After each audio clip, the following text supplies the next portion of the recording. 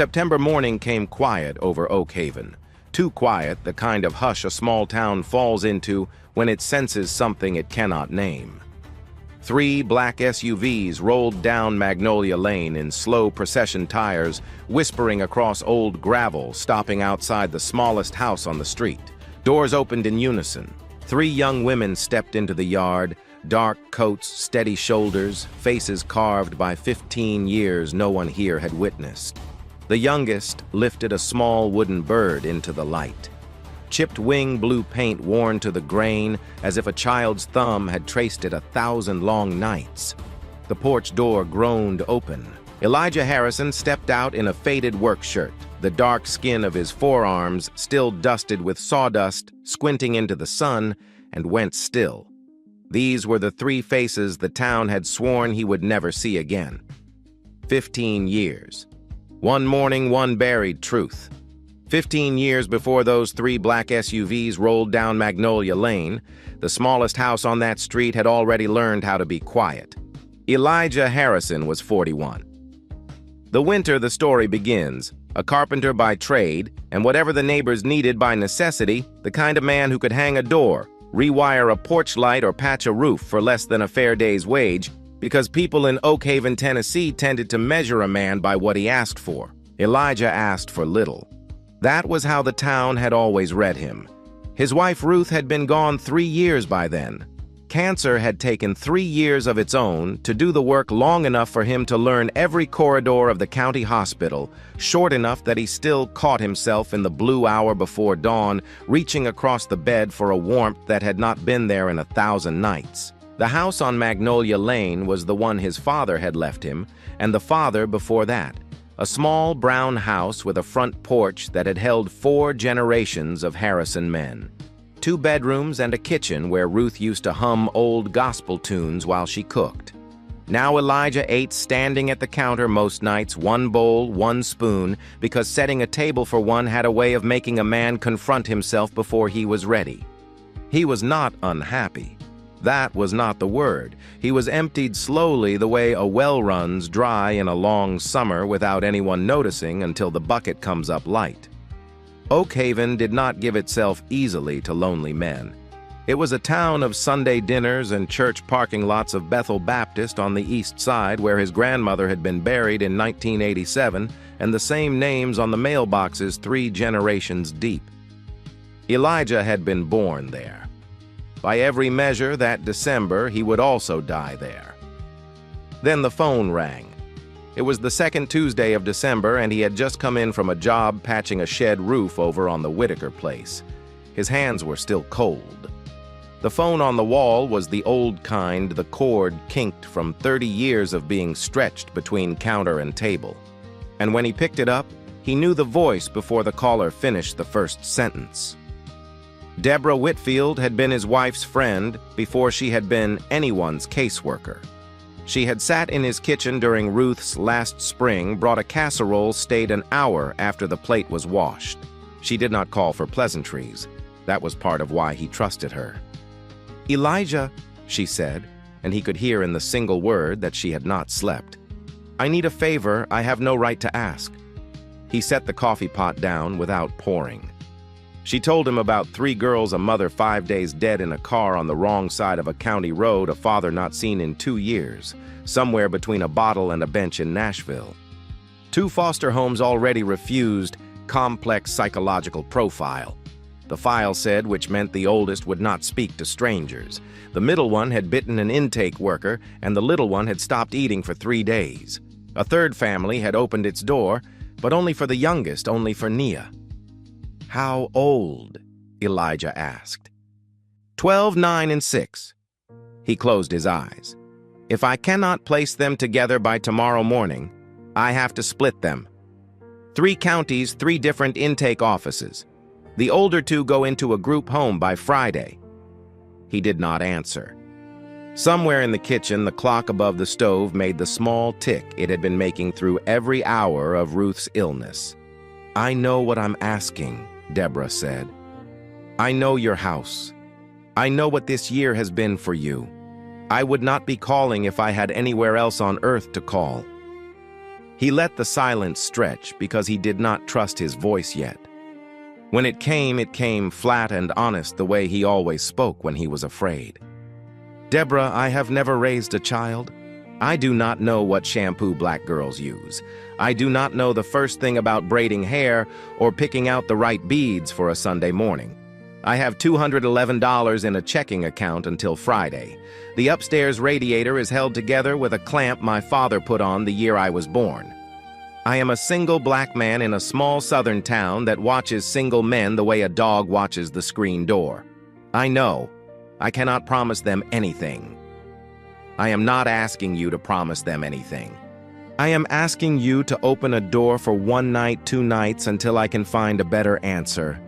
And if you cannot find a better answer, Elijah, if you say no, they are still alive in the morning. I promise you that. But they will not have each other." The clock ticked. He looked around the kitchen.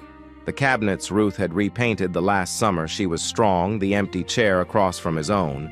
The placemat she had sewn still folded on the counter where he had put it the day of the funeral and never moved. Ruth had wanted children. They had tried. It had not happened for them, and then there had not been time.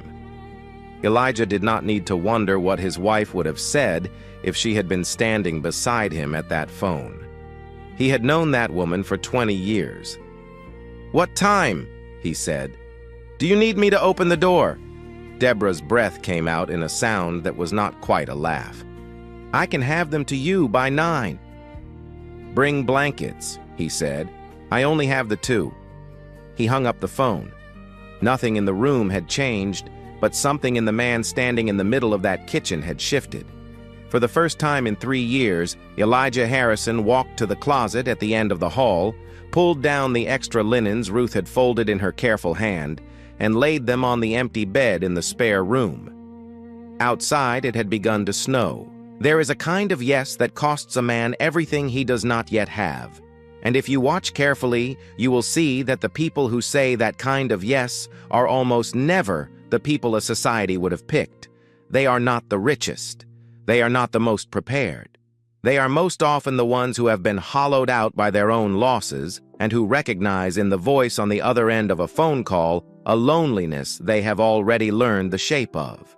I have come to believe, after telling stories like this one for many years, that goodness in this world does not usually arrive wearing the costume we expect. It arrives in a faded work shirt with $211 in a checking account in the body of a man who has every reason to say no and says yes anyway, because somewhere underneath his fear, he knows that love is the only inheritance worth passing down. Deborah's van pulled into the drive a little past 9 headlights cutting long white lines through the falling snow. Elijah watched from the kitchen window as 3 shapes unfolded themselves out of the back seat small against the winter. The tallest came first, carrying a canvas duffel as if it held something breakable. Behind her came a girl who walked like she was daring the ground to hold her weight. And then, at the very back half, hidden in the folds of her sister's coat, a third so small he almost missed her, holding what looked like a folded pillowcase in both hands. He opened the door before Deborah had to knock. The oldest, Simone, did not meet his eyes. She swept the foyer the way a grown person checks a room for exits, then stepped across the threshold and let herself be introduced without offering her hand. Naomi came in second and stopped in the middle of the kitchen looking at Elijah the way a stray dog suspicious of the trick inside the kindness. Nia did not come in at all until Simone reached back and guided her 2 fingers on the smallest sister's shoulder. "This is Elijah," Deborah said. "He was a friend of your mother's friend. He's going to help you stay together." Simone nodded once. Nia did not speak. Naomi said, "For how long?" And the only answer Elijah had that night was the one he gave anyway. "For as long as you want to be here." The first week taught him what he did not know, and there was a great deal. He stood in the hair care aisle of Wilson's Grocery for 11 minutes one Thursday, reading bottles the way he read legal contracts, trying to remember what he had seen his own mother use on his younger cousins 30 years before, until Miss Clara from next door, a small, deep brown woman who had taught Sunday school at Bethel Baptist for 4 decades, found him there and took him by the elbow to the right shelf. She taught him later that Sunday how to oil a young girl's scalp without pulling at the edges, how to part sections cleanly, how to let Naya sit between his knees on a cushion while he worked slowly through her hair with a wide-toothed comb and cocoa butter, the way black fathers had been doing for their daughters in that town, since long before any of them were born. He checked out books from the Oak Haven Public Library on children and loss, and read them at the kitchen table after the girls were asleep. The town watched. He felt the eyes at the post office, the way conversations trimmed themselves down when he walked into the hardware store. A single black man taking in 3 young girls, people did not have to say what they were thinking. He did what he had decided to do and let the town find its own peace with it. By the end of the first month, 3 small rituals had made a home in the house. Every night, Elijah walked the length of the short hallway, jiggled each door handle, touched each frame, and said softly, "You're safe tonight." The words had come the first night when Naomi had asked from the couch in the dark whether the door was locked, and something in the answer had made her let go of the arm she had been clenching. After the house had gone quiet, he sat at the kitchen table with a small block of basswood and a carpenter's knife and carved birds. The first bird, clumsy one wing wider than the other, sat by the salt shaker for 2 nights before Nia came out in her nightgown, pointed at it without a word, and did not leave until he had placed it in her hand. And every Sunday after Bethel Baptist's morning service, where the 3 girls sat on the pew beside him in dresses, Miss Clara had helped alter. There was stew, 4 chairs, 4 bowls, no one up until everyone was done. Naomi tested the rule twice. Simone never did. By the 4th Sunday, Nia pulled her chair in without being asked. In late January, Elijah walked into the county clerk's office with a folder of forms he had filled out by hand and filed a petition to adopt all 3 of them. The paperwork would take months to work through the system. He filed it anyway. The storm came the 2nd week of January, harder than the radio had promised. The power went out a little after 8 o'clock. Elijah lit the oil lamps and made the best show of a game he could. Shadow puppets popcorn on the wood stove. Naomi actually laughing once at his impression of a rabbit that could not decide which ear to raise first. For a little while, the house held. Then outside, something cracked.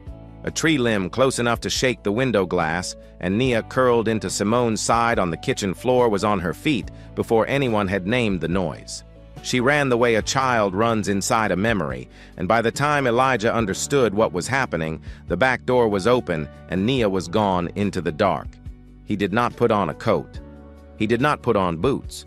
He called her name into the wind until it took his voice and gave him nothing back, and he kept calling it, moving along the fence line toward the ditch behind the house, because that was where a small body running blind would naturally fall. He found her there, waist deep in a drift, her nightgown soaked through, shaking so hard she could not make a sound. He went down on his knees and pulled her against his chest, and turned his back into the wind, and walked her home bent over like a man carrying something more fragile than he was worth. Simone and Naomi were on the back porch in their socks when he came through the white. Simone's knees went out from under her for 1 second before she caught herself on the railing. Nia came up warm by morning. Elijah went down. The fever took him on the 2nd day. 5 days he spent in the back bedroom breathing like a man pulling a rope through water. Miss Clara came over to help, and Earl from across the street, but the 3 girls were the ones who did the looking. Simone, who had never cooked anything more complicated than toast, learned how to make broth by watching Miss Clara once. Naomi carried water to his bedside without being asked. Nia sat in the doorway of the bedroom hour after hour, the first wood bird cupped in both her hands, watching him the way a child watches a door she is afraid will close. On the 5th morning, when the fever finally broke, Elijah saw on top of his pill bottle a square of paper folded into quarters. He opened it with hands that still shook. 3 lines of handwriting, 3 children's hands. In Simone's careful block letters, "Please get better. We're still here. In Naomi's crooked scrawl, "Don't you dare leave." And at the bottom, the smallest letters of all, drawn slow and shaky the way a child draws them the first 100 times. Home. Us. Elijah turned his face to the wall, and for the first time since Ruth had died, he let himself cry. And he did it alone because that was the only way he knew how. After the storm, something in the house had changed the way real things change, slowly and without announcement. Nia began to reach for his hand when a loud sound came from outside. Naomi stopped looking for reasons to be sent away. And one afternoon in late January, Elijah noticed that the canvas duffel Simone had kept packed under her bed since the first night was gone. The clothes put away in the dresser, the bag folded on the closet shelf, empty. He did not say a word to her about it. He did not have to. If you are carrying something heavy as you listen to this story, I want you to hear me gently. You do not have to have everything figured out to be enough for the people who love you. You do not have to be rich or eloquent or healed or perfect. You only have to stay. Staying is not glamorous. Staying looks like cold coffee at 3 in the morning and a pot of stew on a Sunday and a hand on the doorframe of a room that is finally not empty. Staying looks like the small, unremarkable acts that no one will ever write a song about. But I will tell you this. To the child who has been handed from one stranger to another, the person who stays is the first miracle they have ever been close enough to touch. Whoever you are, whoever you love, do not underestimate what your ordinary, faithful presence is doing in someone else's life. The world will always tell you that love requires a bigger house. The child in the hallway will tell you the truth. Love requires only that you be there when the light comes on. The newspaper article came in February, a small piece bottom of page 3, a feature on an Oak Haven carpenter who had taken in 3 sisters so they would not be split across 3 counties. 10 days later, a black sedan stopped in front of the house, and out of it stepped a man and a woman dressed for a life Elijah had never been invited into. Richard Ashford was tall and thin and pale in the way old New England money is pale, and he carried himself the way men carry themselves when they have not had to wait for anything in a long time. Vivian Ashford wore a cashmere coat the color of river stones and a string of pearls that had belonged to her own mother. They introduced themselves on the porch with the formal courtesy of people who had practiced the sentences in the car. Grandparents, Boston. They would like if Mr. Harrison did not mind to meet their granddaughters. Elijah did not slam the door. He opened it. The Ashfords were not cruel. That was what made them dangerous. They sat on his second-hand couch and drank coffee from mugs Ruth had bought at a craft fair, and they spoke about private schools in Brookline and a college fund that had been growing since the day the oldest granddaughter was born. And they did not once raise their voices. They had, Vivian said, been estranged from the girl's mother for reasons that had to do with a husband. They had begged her not to marry a black man from a town they had never heard of and a life they had watched her lose. They were prepared, Richard said, to correct that now. Simone was standing in the kitchen doorway, arms crossed, listening. When Vivian turned to her with a careful smile and said, "Sweetheart, we know this is a lot." Simone took one step forward into the living room and spoke for the first time since the Ashfords had sat down. "You didn't care about blood when Mama was alive." Vivian's careful smile came off her face, the way a bandage comes off a wound. "I'm sorry. You didn't call her. She called you. I remember. I was 8. She sat on the stairs and cried because you wouldn't come to the phone, because of who she married, because of what we looked like." Something in the room adjusted itself. Whatever the Ashfords had come to Oak Haven to collect, they understood it now that they would not be collecting it across a coffee table in an afternoon. They left before dark. 2 weeks later, a letter arrived from a law firm on Beacon Street informing Elijah that the Ashfords were petitioning for legal custody, that Elijah's own pending adoption petition would be contested, and that a court date had been set. Elijah did not have money for a lawyer. The county assigned him a public defender named Daniel Briggs, a tired, decent man carrying 40 other cases, who told Elijah honestly in the parking lot outside the courthouse that he would do everything he could, but the other side had come in heavy. The other side had come in as Catherine Vance, a family law attorney the Ashfords had flown in from Boston, known in 3 states for winning custody cases the way surgeons win operations, not with drama, but with precision. Elijah wore a suit he had borrowed from Earl across the street. It was 1 size too big in the shoulders. Deborah Whitfield went up first for his side. She told the court about the December phone call, about the 2 families that had turned the girls away, about the 3rd that had wanted only Nia, about the man who had said yes that night when nothing in his life said he should. Her voice broke once. When Deborah stepped down, Catherine Vance rose from the opposing table and asked 3 questions. Ms. Whitfield, how long had you known Mr. Harrison before you placed 3 minor children in his home? Personally, 9 years. Professionally, that was our first. Thank you. How many licensed foster families is your office currently short in this county alone? 17. Thank you. Were you aware at the time of the placement that Mr. Harrison was 3 months behind on his electric bill? Deborah did not answer for a second. I was not aware of that. No. Thank you. No further questions.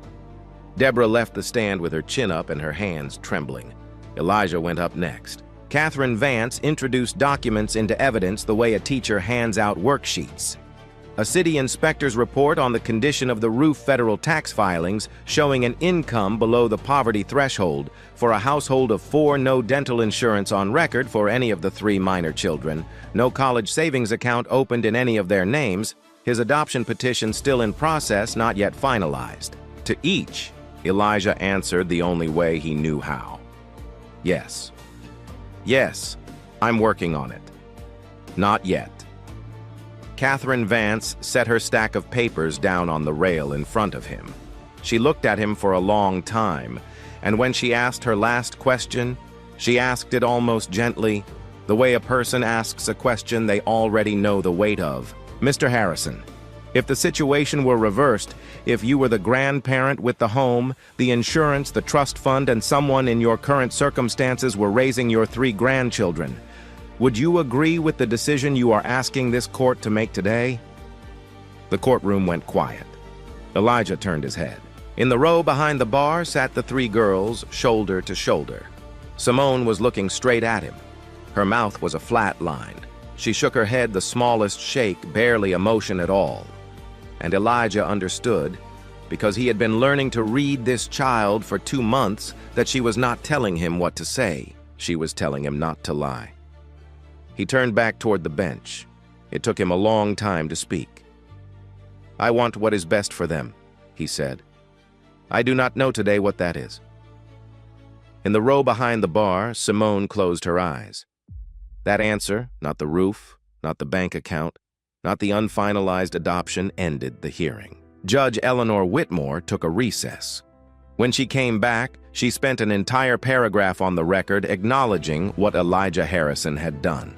Then she said that under Tennessee law, weighing the material facts and noting that his adoption filing had not yet been finalized, custody would transfer to the maternal grandparents.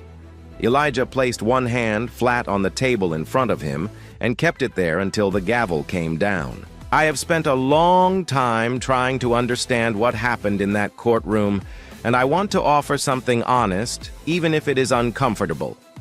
Our courts are designed to measure what can be counted. The square footage of a roof, the balance of a checking account, the fine print of an insurance policy, the signature on a piece of paper that has not yet come through the mail. These things are real and they matter, but there are other things that also matter which no court has ever built a column for. The weight of a man's hand on the door frame of a room, the patience of a carpenter learning how to part a young girl's hair, the 4 bowls on a Sunday table.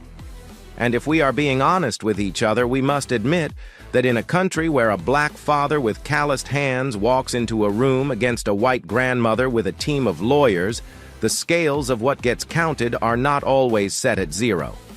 I am not telling you this to make you angry. I am telling you because the only way those scales ever change is if enough ordinary people in enough ordinary rooms begin to notice what is not being weighed. The court allowed them 20 minutes. The room they were given was narrow and windowless, A square table bolted to the floor, 4 chairs. Elijah came in carrying a paper grocery bag. Deborah waited just outside the door, watching through the glass. He reached into the bag first for a book, a paperback, corners soft from used spine, creased in a dozen places, a collection of short stories. He placed it in front of Simone. "Your mother read this book 20 times, he said. "Her notes are in the margins in pencil. She would want you to have it. Maybe you'll figure out why she underlined the parts she did. Maybe you won't. Either way, it's yours now." Simone looked at the book the way a person looks at a wound they are not ready to touch. Her hand went out anyway.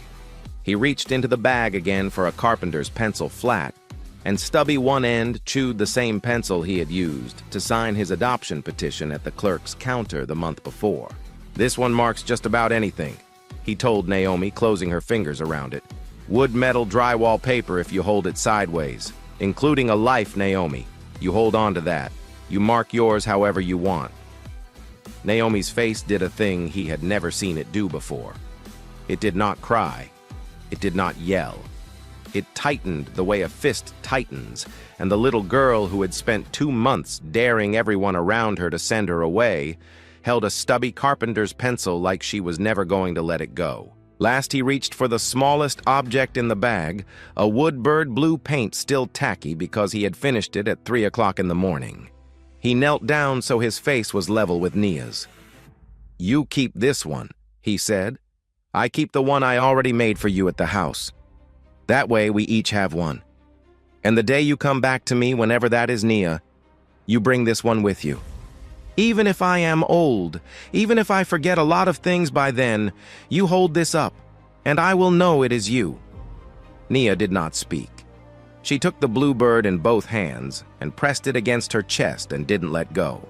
The first bird, the clumsy one with the wider wings, stayed in her bedroom drawer back on Magnolia Lane. Elijah would find it the next morning and move it to the kitchen shelf above the stove, where it would live for 15 years.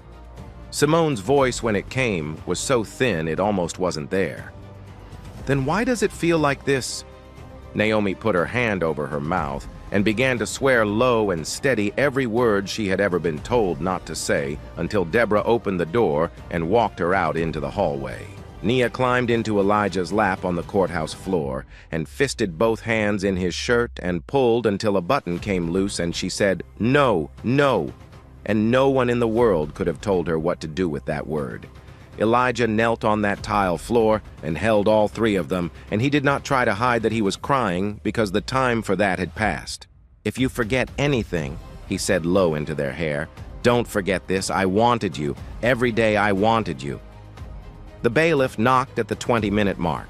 Elijah walked them out to the hallway, watched Richard and Vivian Ashford take the hands of 3 children he had known for 4 months, watched those 3 children get put into the back of a black car, and watched the car turn left out of the courthouse parking lot and disappear onto the interstate. He drove home. He parked in the driveway. He sat in the truck for a long time with the engine off. When he finally came inside, the house was as quiet as it had been the night before Deborah called, except that this time, the quiet meant something entirely different. He wrote every week the first year. He wrote to Simone about what he was building in the shop out back. He wrote to Naomi about whether she was still using the pencil.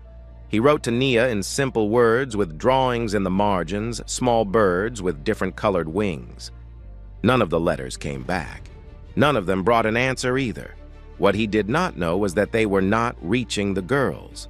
Vivian Ashford had a room off the front hall that the housekeeper called the mail room, and every piece of correspondence that came into the house passed across a small marble-topped desk there before it went anywhere else. Elijah's envelopes went into a lower drawer. He drove up once in the 3rd month, 12 hours straight. He stood at the iron gate of the house on Beacon Street and asked the man at the intercom politely whether he might speak to his daughters.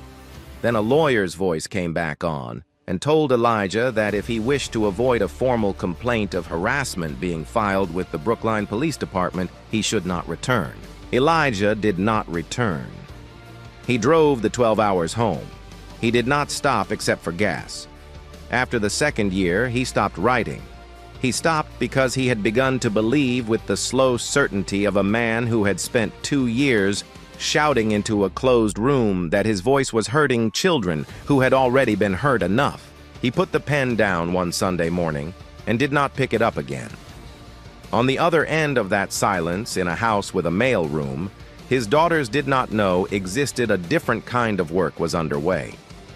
When Simone turned 18, Vivian Ashford invited her into the study one evening after dinner and laid out a folder on the desk between them.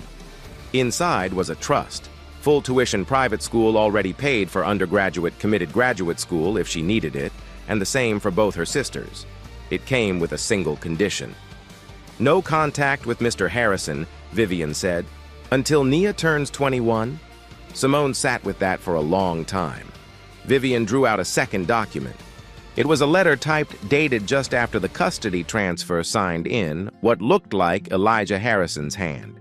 In it, the man who had given Simone a book of her mother's short stories wrote that he was no longer able to continue, that his continued contact was making the girl's adjustment harder, that he was asking formally, respectfully, to be left alone.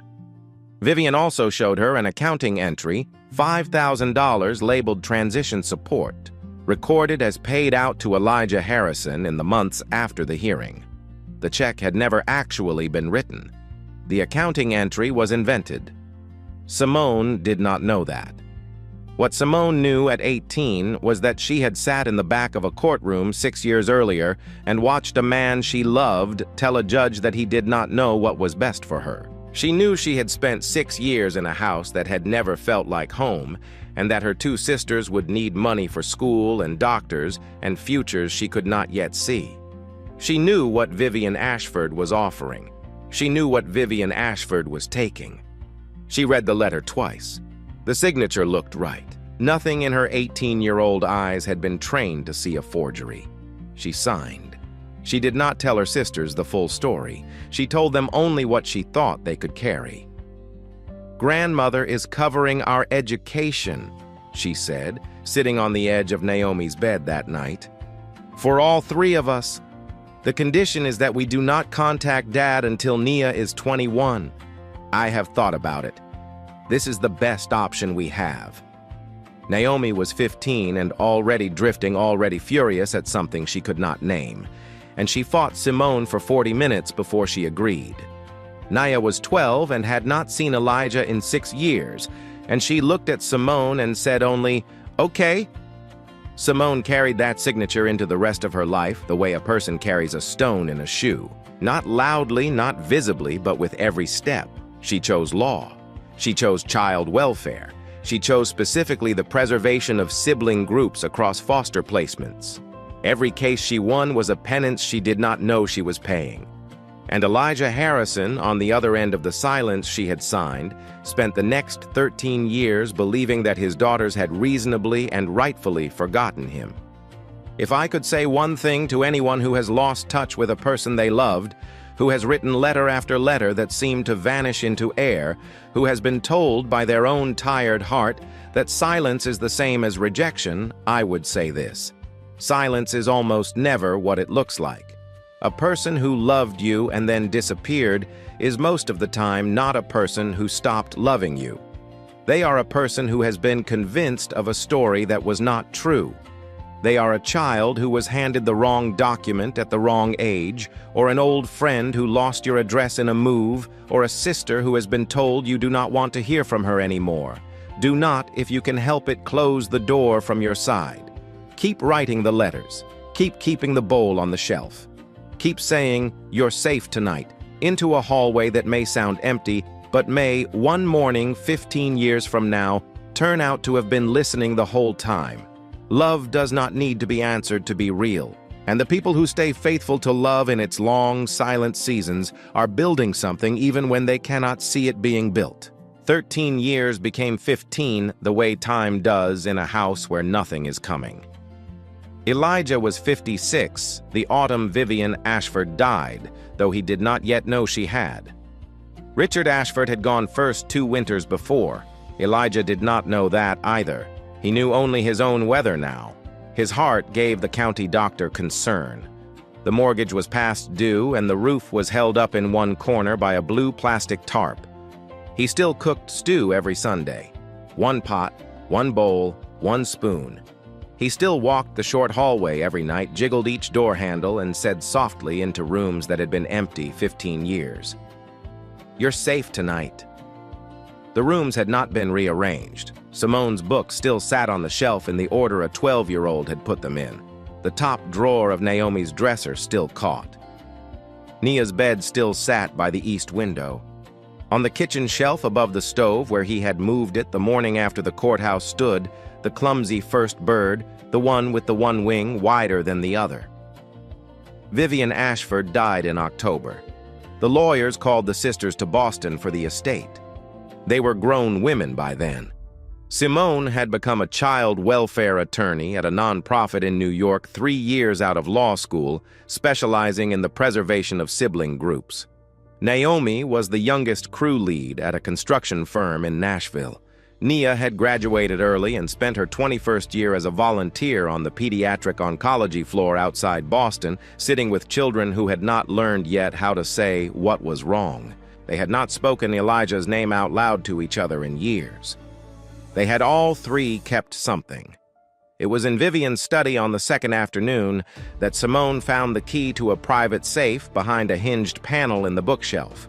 Inside were 2 things that would undo 15 years of her life in the space of an hour. The first was a bundle of letters, dozens of envelopes tied with twine, everyone addressed in Elijah Harrison's hand.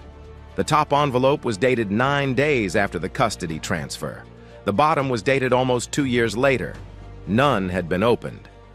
Simone sat on the study floor with those envelopes in her lap and did not move for a long time. The second thing was a manila folder, labeled in her grandmother's handwriting, Harrison Transition. Inside were copies of the trust she had signed at 18, the accounting entry for the $5,000 supposedly paid to Elijah, and the typed letter she had read that night. It was Simone, now a lawyer who had spent the years since law school reading real documents for a living, who saw what the girl of 18 could not. The signature was a good imitation, but it was an imitation. The letters pressed too hard. The capital E closed on itself at the top.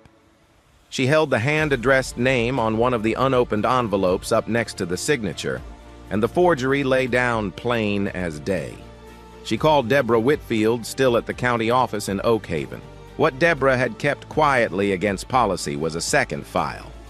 47 phone calls logged over 2 years, all from Elijah asking how to reach his daughters through a neutral intermediary. A Polaroid of a thin man in a work coat standing outside the Iron Gate on Beacon Street in late 2013. The man in the photograph was so gaunt, Simone almost did not recognize him. That night in the hotel room, she told her sisters. Naomi heard it out without speaking. Then she stood, walked to the window, and turned around with a face Simone had not seen in 15 years. "You had no right," Naomi said. "Do you know what I have thought about myself for 15 years? Do you know what I thought he must have seen in me to decide we were not worth the fight? Naomi." Nia's voice came from the other bed, small as it had always been. "Stop. No. I want her to say it." Simone's hands were flat on her knees. "I had no right." Nia walked to the space between her sisters, a 21-year-old woman who had once been the 6-year-old in the ditch, and she spoke with the quiet certainty of someone who had once had no words. Simone was 18, grandmother was 68, and had been deceiving people since before any of us were born. That was not a fair fight. She did not betray us. Grandmother betrayed all of us. Simone was just the first of us she got to. Naomi's shoulders came down by a fraction. Not forgiveness, a start.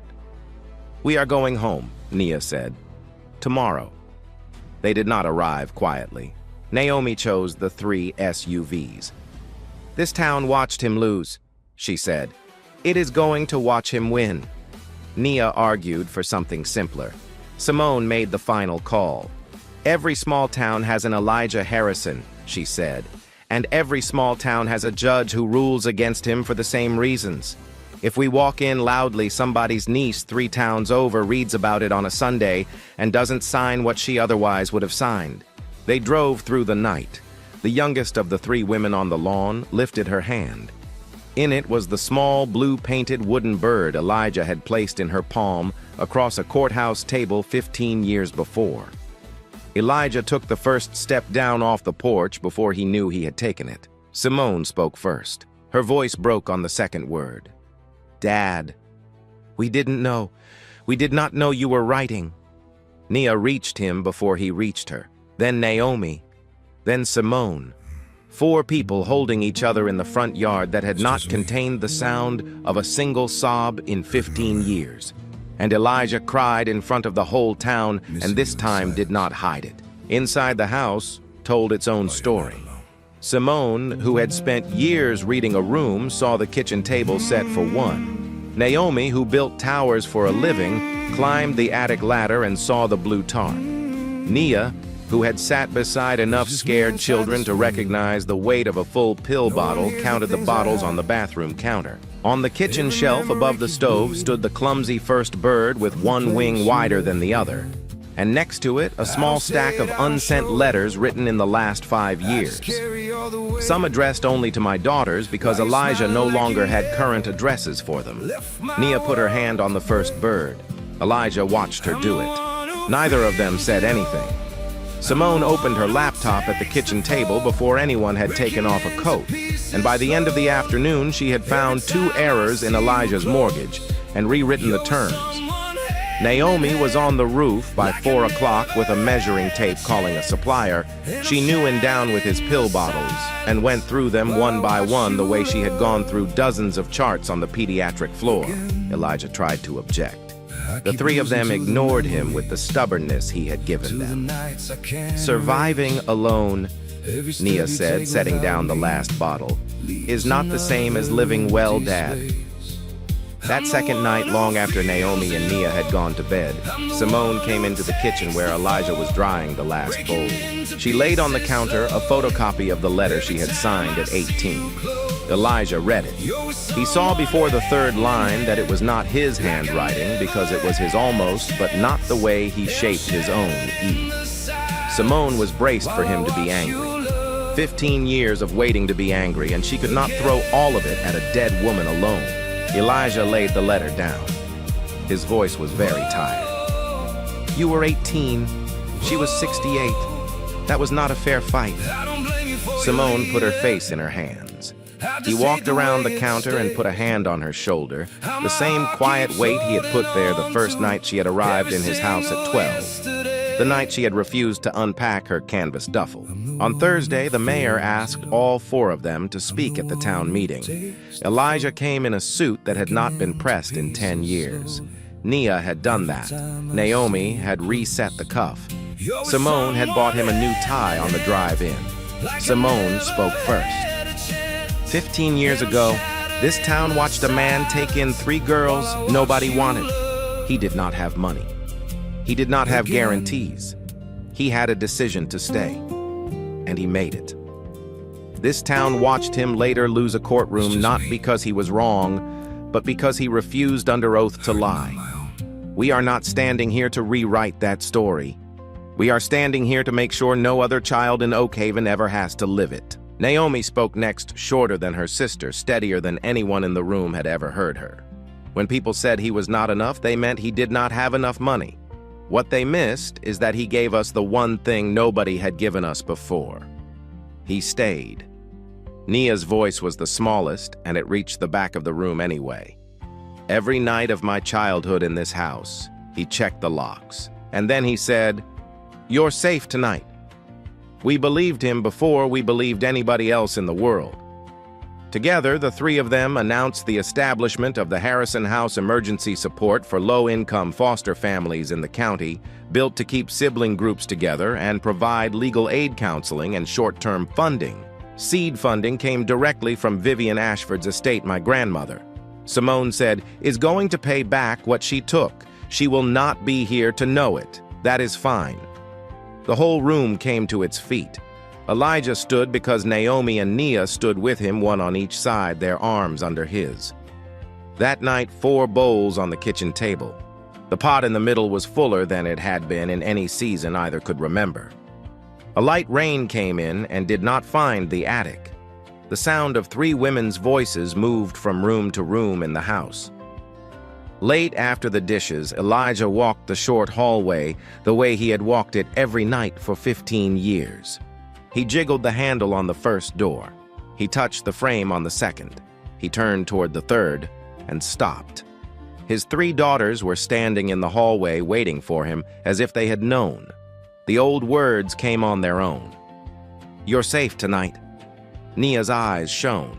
She shook her head once the way her oldest sister had shaken her head at him in a courtroom across 15 years. "No, Daddy. Tonight you are. Fatherhood does not belong to the richest man in the room, or the man whose name is on the legal papers, or the man a town finds easiest to trust. It belongs to the man who opens a door when he has almost nothing left, and who stays when staying is the most expensive thing a human being can do. And sometimes children need 15 years not to forget, but to grow old enough to come back and repair what should never have been broken."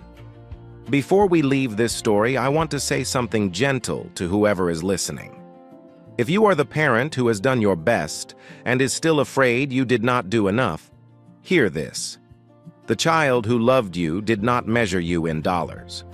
They measured you in doorways you walked through at 3 a.m. in birds. You carved by lamplight in the steady repetition of the words, "You're safe tonight." If you are the child who left and has not yet found the words to come back, know that the door is almost always still open, even when the house has gone quiet.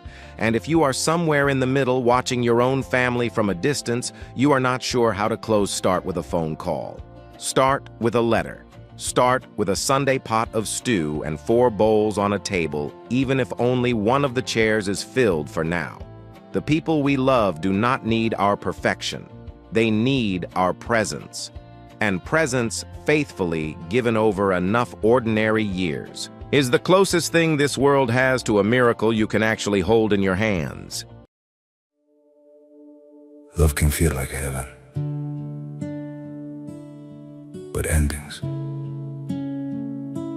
they break you. So hold close what you have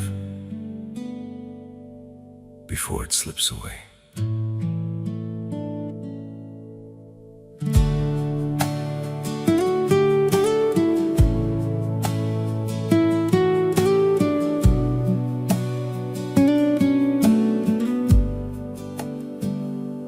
Love begins like morning sunlight, soft and warm upon your skin, filling empty spaces gently, teaching broken hearts again.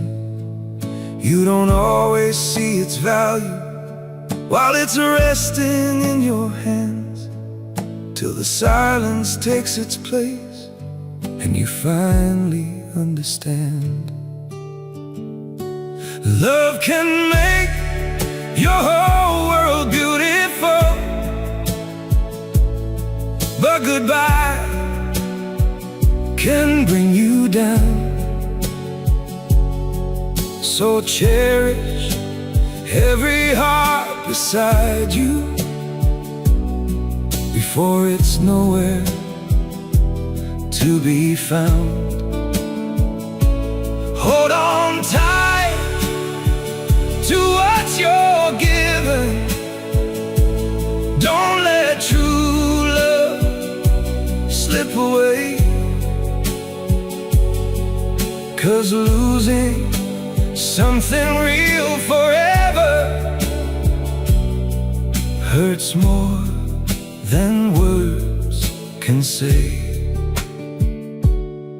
Too many souls keep chasing after what they carelessly let go, searching through the ruins later for the love they used to know.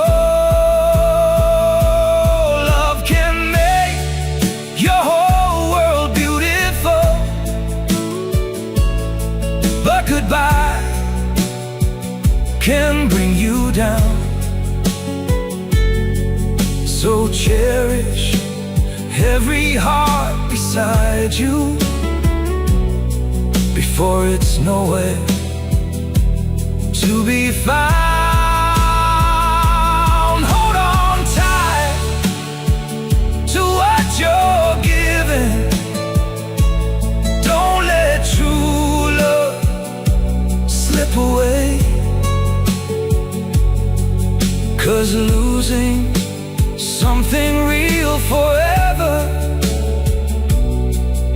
hurts more than words can say. So if you have love, protect it.